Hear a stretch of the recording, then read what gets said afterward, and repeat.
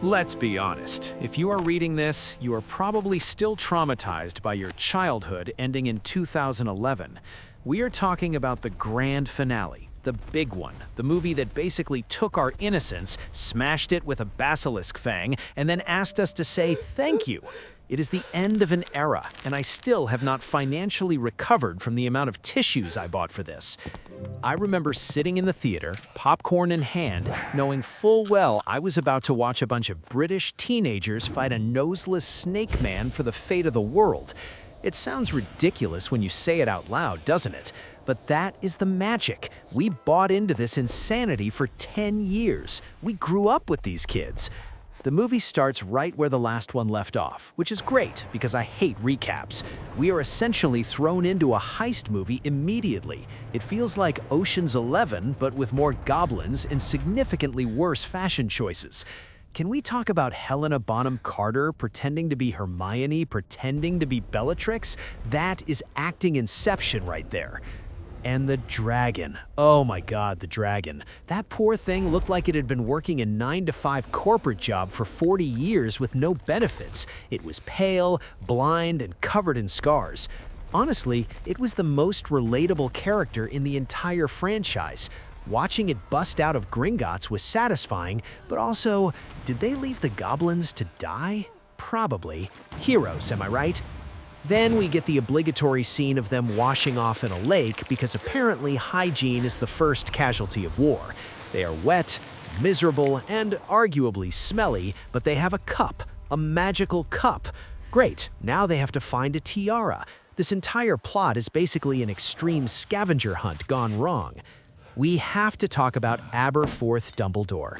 Who knew Albus had a brother who looks like he runs a questionable pub and has a weird obsession with goats? The movie glosses over the goat thing, which is probably for the best, but book readers know what's up. He saves the trio, but mostly he just grumbles about how much he hated his brother. Classic family drama. Then comes the return to Hogwarts. This is where the nostalgia hits you like a truck. Seeing Neville Longbottom, who used to be the kid crying over a remembrall, now looking like a battle-hardened war veteran is incredible. The character development for Neville is honestly better than Harry's. Harry was born famous. Neville had to earn his coolness points the hard way.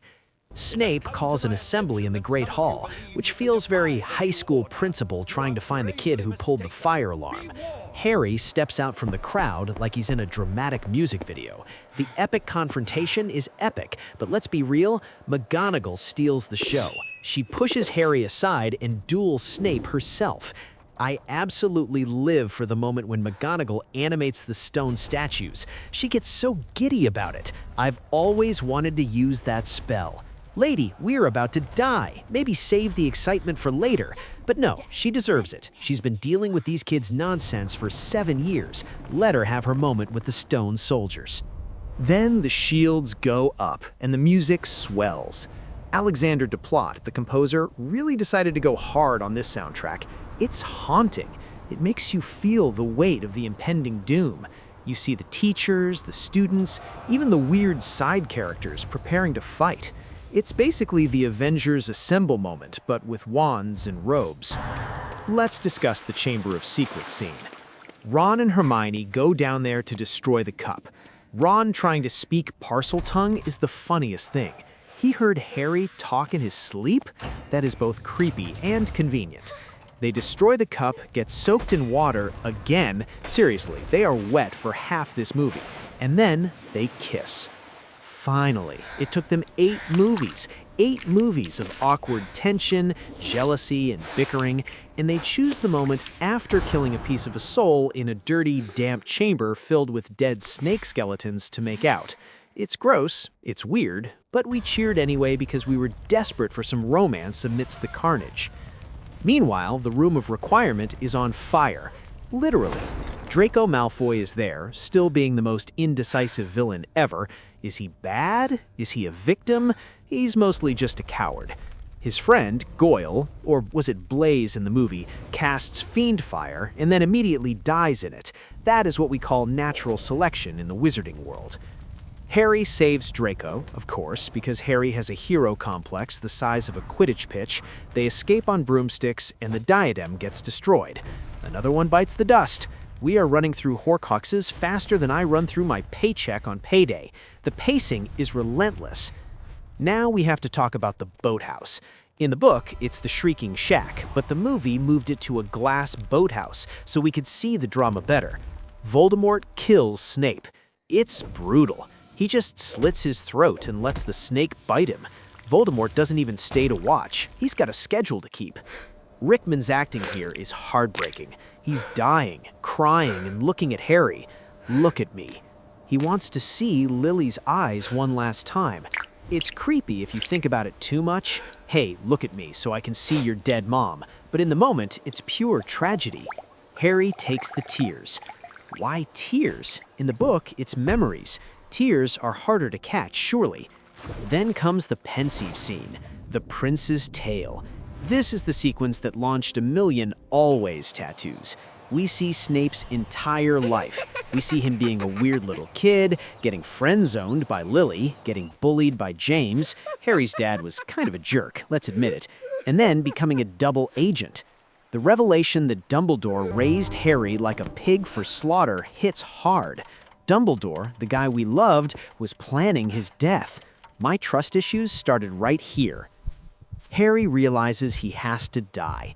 This is the walk into the forest scene. He uses the resurrection stone, he sees his parents, Sirius and Lupin. They're ghosts or echoes or hallucinations. Who knows, but they tell him it doesn't hurt to die. That is easy for them to say. They're already dead. Harry drops the stone. That always bothered me. He just drops one of the most powerful magical artifacts in the grass? Someone is going to step on that and accidentally summon their dead grandma. It's irresponsible littering, really. But he walks to Voldemort, and bam, Avada Kedavra. Lights out. Then we're in King's Cross Station? But clean? This limbo scene is so weird. Dumbledore is there, looking fresh, and there's a bloody, skinless fetus thing under a bench whimpering. That is Voldemort's piece of soul. It is the grossest thing in the entire series. Why did they have to make it look so wet? Dumbledore drops some philosophy. Of course it is happening inside your head, Harry, but why on earth should that mean that it is not real? Okay, Boomer, that sounds deep, but it's also a cop-out. Basically, Harry can choose to go back because magic, because the killing curse only killed the Horcrux inside him. The logic is shaky, but we accept it. Harry comes back to life. Narcissa Malfoy checks him. She doesn't care about Voldemort, she just wants to know if Draco is alive. A mother's love saves Harry again. It's a nice parallel to Lily. Narcissa lies to Voldemort's face. That takes guts. Voldemort is supposed to be a master Legolimens, mind reader, but he gets fooled by a desperate mom. Hagrid carries Harry back to the castle. This shot is pure pain. Everyone thinks Harry is dead. Ginny screams. It's awful. Neville steps up. He gives a speech. It's a bit cheesy, but Neville earns it. He pulls the sword of Gryffindor out of the sorting hat. This is his moment. He is the true spare heir. Then Harry jumps out of Hagrid's arms like, surprise, and the chaos restarts. The Battle of Hogwarts Part 2. We get the best line in the franchise. Not my daughter, you bitch. Molly Weasley destroys Bellatrix. It is glorious. Molly, the housewife who knits sweaters, takes down the most dangerous lieutenant of the Dark Lord. Don't mess with moms. Harry and Voldemort have their final duel. In the book, they circle each other in the Great Hall, talking. It's a psychological battle. In the movie, they slap each other, grab faces, and fly off a tower. Why? Why did they turn into smoke monsters? It turned into a generic superhero fight for a minute there. They land in the courtyard. The wands connect. The red and green beams clash for the 1000th time. But then, Neville, my man Neville, slices the snake in half. The final Horcrux is gone. Voldemort is mortal. The Elder Wand refuses to kill its master Harry. The spell rebounds. Voldemort dies.